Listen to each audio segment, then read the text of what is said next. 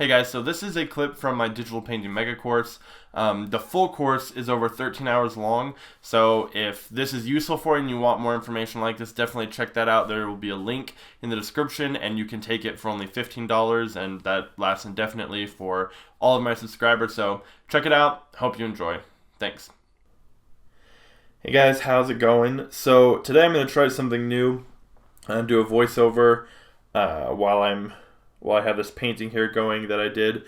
And I'm going to be talking about why you should do an art challenge. So this here is a mermaid that I am doing for Mermay this month, where, if you don't know what that is, that's where artists for the month of May, every single day you paint or draw a picture of some sort of mermaid and then you post it online with hashtag Mermay. Okay, and what I want to talk about today is why I think it's important to occasionally try these 30-day art challenges or something similar. Okay, so you don't have to do Mermay, there's a whole bunch. There's Dinovember, there's Inktober, and stuff like that. But I think that there's a value to doing something like this, and there's several reasons why I think it's good. One is it gets your work out there, right? When you use the hashtag Mermay or whatever your 30-day drawing challenge is, it gives an opportunity for a lot of people who are looking at that hashtag to see your work when they might not otherwise have seen it, which can be great. When you post every day for 30 days, that's a lot of content getting put out there, and it's a lot of opportunity for you to get more visibility. And the more visibility you have as an artist, it's always better, because that's more potential to get more work and get more recognition and be noticed. So of course, that's always going to be a good thing. However, I would say that's not even the most important thing. Another thing that's really helpful, though, is that you get a lot better as an artist, right? So if you're doing Mermay, for example, not only will you probably get really good at drawing mermaids, but you'll just get better at drawing in general and painting, because that's a lot of work to do in 30 days. It's no easy task to commit to something for that long and every single day without fail do it, especially when you have stuff coming up, right? Like, maybe school or work or just stuff in life. To be able to set that time aside and do that when you otherwise normally probably don't is going to really help you improve as an artist. And if you're an artist and you're not constantly trying to improve and not constantly making progress, you're going to fail. You're never going to be successful if you can't keep doing that, because everyone else around you who is a professional, who's working their way up, is doing that. And if you get to a point where you say, okay, I'm good enough, this is good enough for me, my art has arrived, I'm at the level I need to be a professional, and then you stop, well, everyone else around you is going to keep moving, and eventually they're going to pass you by. So doing something like a 30-day drawing challenge is a great way to stay on top of things, even if you're already there, so to speak, and you're working in the field. Just still keep up with it, right? However, the main one that I want to talk about that I really think is the most important one is the ability to stick with something difficult and do it every day, and to have that discipline. Because there's a lot of artists that I talk to, and this used to be me as well, that when they set a goal for themselves, they start out feeling like, okay, I'm going to do this. They're pumped, they're excited, they're motivated, and then a week in, they've fallen off and they didn't finish it. And everyone's susceptible to this, right? I've been there, I've done that, where I started and said, okay, I'm going to do it, and then I ended up not doing it. And it's a problem for a couple reasons. One, every time that you set a goal or a commitment to do something and you don't complete it, you're sending a message to your own mind and to everyone else who's watching this happen that you don't really follow through. And that it's kind of okay not to, right? When you make a commitment or a goal and then you simply just don't do it because you're too lazy or you didn't get around to it, you're kind of telling your brain, you know what? It would be awesome if I did do this, but if I don't, that's tolerable. It's okay. I wish I had, but it's okay if I don't. And man, that is so destructive to really any part of your life, right? If you want to be able to be successful in any aspect, whether it's your health or your career or your relationships or anything like that, you have to be able to keep to a commitment and to be able to reach your goals. And when you set something and then just kind of fall flat on it, man, I just, from my own personal experience, it really, really does take a toll on how your own brain perceives itself. So I think it's really important to make sure you follow through. Now, it can be super hard, right? If you set a 30-day challenge and you tell yourself, okay, I'm going to do this every day for a month, it can be really difficult to keep up with, especially when you have stuff in life going on. I've decided that I am going to do Mermaid this month because, like I said, I want to keep my skills sharp and I want to be able to have something to practice with and really hone that discipline. And I have, for those of you who don't know, my wife is pregnant and our baby is due this month. Now, I could make the excuse and say, well, because I have a baby coming, it's just going to be too hard, it's going to take too much time, and there's just no way I'm going to be able to do it taking care of my wife and my new child, so I'm just not going to do it, or I'm only going to do half, right? I could say that. Or I could own it and say, okay, you know what? I know that there's going to be a lot of stuff going on this month, which means I need to prepare beforehand. So I need to do some extra days where I do 2 mermaids in one day, so that when the baby comes, I won't have to worry about it, or just do a quick one, or have it set aside in some schedule, or make sure that I'm prepared. I have my iPad available so that while my wife is recovering or while the baby's taking a nap or whatever, I can bust out a quick mermaid, right? It would be so easy for me to make the excuse that, oh, well, because I have a baby coming, I don't have to keep working, or I don't have to, stick to my commitment. But there will always be excuses like that. There will always be something, right? There's never, ever, ever, ever going to be a situation where there's nothing there to stop you, right? You'll always be able to figure out some reason why you shouldn't, or why you're justified in not doing it, or why it's too hard, or any sort of excuse why it's okay just to not do it.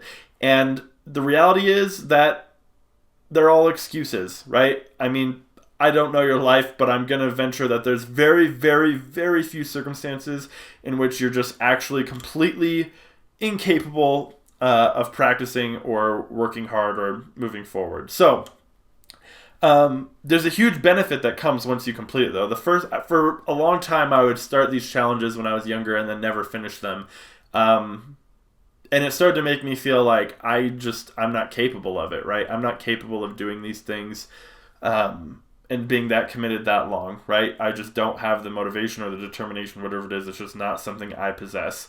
Which, after a while, I really started to believe that. And that sort of fatalistic mindset was really damaging to me, because it would make me have lower standards, lower goals for myself. It would make me, like I mentioned earlier, give myself kind of a pass when I didn't complete something, because I'd be like, oh, well, I guess that's just how I am. I shouldn't expect too much.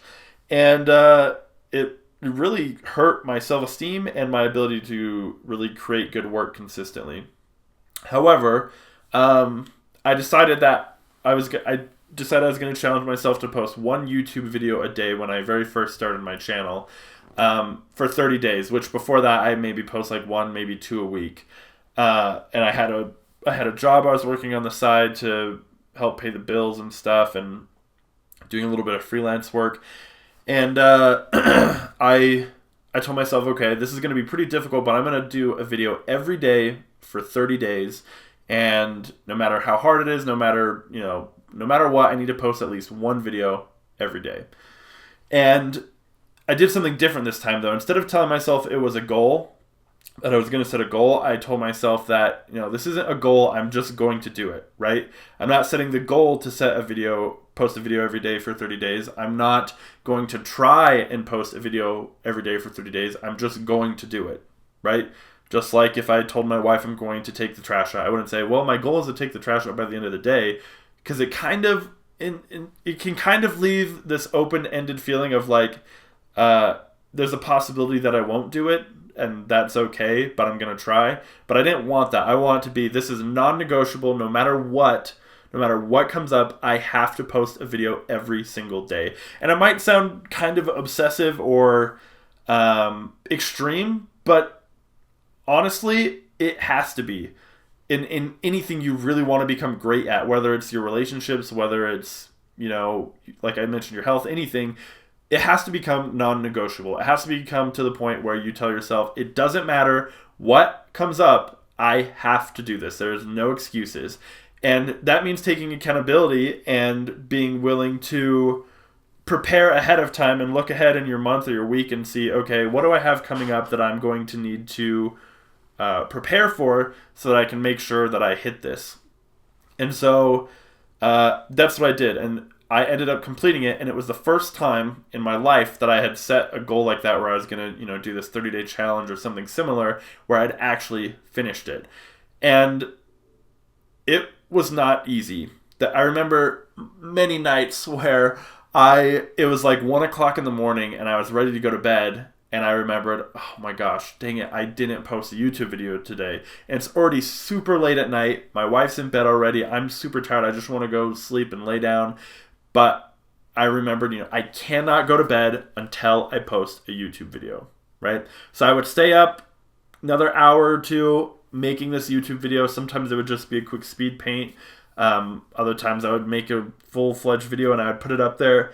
And it was really, really hard. And it took a lot of effort, especially for someone who, up to this point, hadn't really had that much grit and determination to keep doing something like this. And before, I would have just made every excuse in the world, like, oh, it's too late, or I forgot, or I was busy today, or I had other stuff going on that was higher priority, or, whatever it was, and just gave myself an excuse and gone to bed. But I didn't do that. I went ahead and made it through. And even on some days where I knew that I would simply not have the time to make a video the next day, I would make 2 videos in one day so that the next day all I would have to do is post it. Now, the benefit that came from this was immense. It blew my mind how it changed my perspective of myself, but also what I was capable of, how much work I could produce in a day. And it made a huge difference on my success just in life in general. Because I started to realize if I want to do something, I can do it. I just have to do it. I don't have to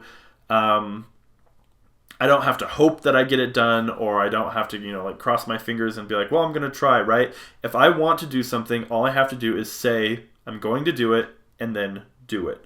And that kind of power for yourself is amazing. It allows you to reach virtually any goal that you set your mind to.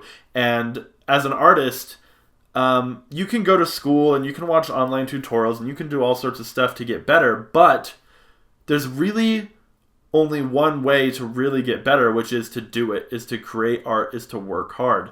And sometimes it can feel demotivating, and I'm sure we've all had that feeling where we're really trying hard to improve, and every time we create a painting, we're frustrated because it isn't quite where we want it to be. We know it's all right, it's decent, but it's not at that level we want, and that can be pretty discouraging and demotivating and make us want to either take a break or, give a pass for a little while. But that's the most surefire way to be unsuccessful, to be unhappy, and to not really reach our dreams, our goals, and those things. So, like I said, doing a 30-day challenge, I think the biggest value in it is really how it changes your perception of yourself if you can complete it, especially when it's something that's difficult. Now, some of you might already be good at this and might be like, Austin, a 30-day challenge isn't that hard. You're weak if you can't do that. And you know what? You might totally be right. But I know there's other people out there like me who do have a hard time doing stuff like that.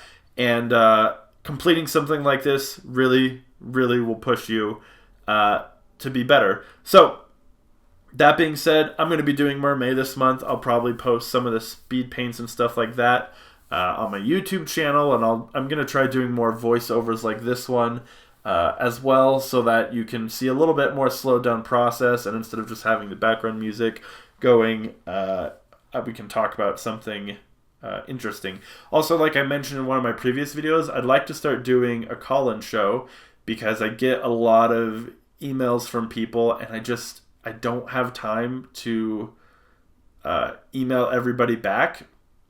And if I could do it this way, where you call in, then we can do a phone call, and I can post on my YouTube channel, and then also hopefully other people will be able to benefit from your questions and talking through your stuff. And we can look over your work or talk whatever questions you have. But shoot me an email. In the emails in the description, it's austinbatchcritiques. And yeah, let's talk.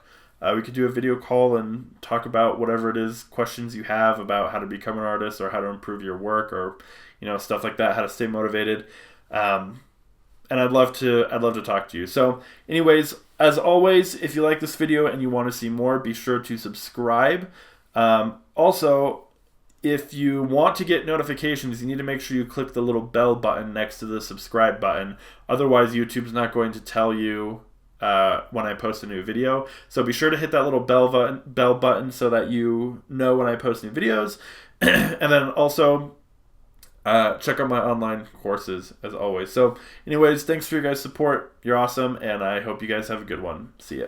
Are you looking for even more content on how to become a digital artist? Then check out some of my online courses.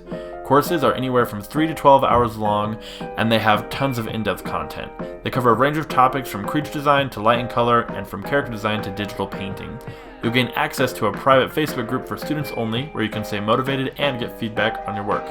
Plus, I provide fully responsive support throughout all of my courses, and I offer a 100% no questions asked, money back guarantee. Normally, my courses range from $1 to $200, but subscribers can take any of them for only $15. And once you buy it, you own it for life. There's no time limits, no subscriptions, anything like that. So, if you want to show your support and become a better artist in the process, then use the link in the description or use the promo code YT discount on any of my courses. Have a good one.